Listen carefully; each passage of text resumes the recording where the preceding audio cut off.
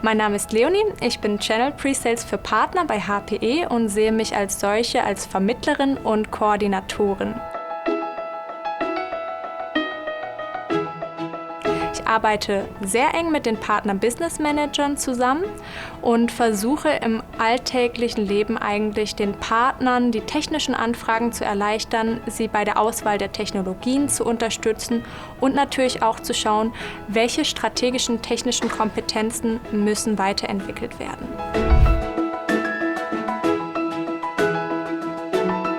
Das Partnerbusiness ist für HPE essentiell.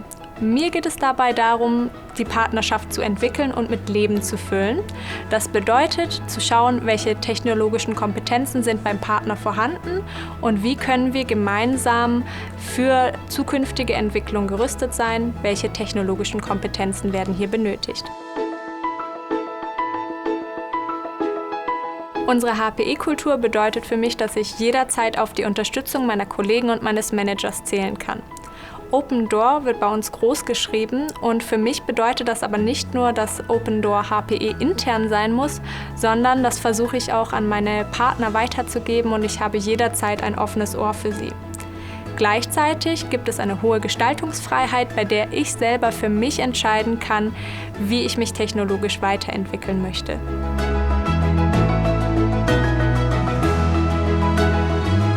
Neben meiner Hauptaufgabe ist es für mich persönlich auch wichtig, mich einzubringen und zu engagieren. Und das mache ich im Frauennetzwerk von Hewlett-Packard Enterprise.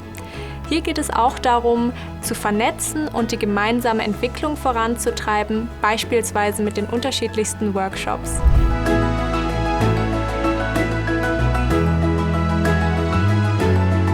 Mein Team und mein Manager sind für mich die beiden wichtigsten Gründe, warum ich so gerne bei HPE arbeite.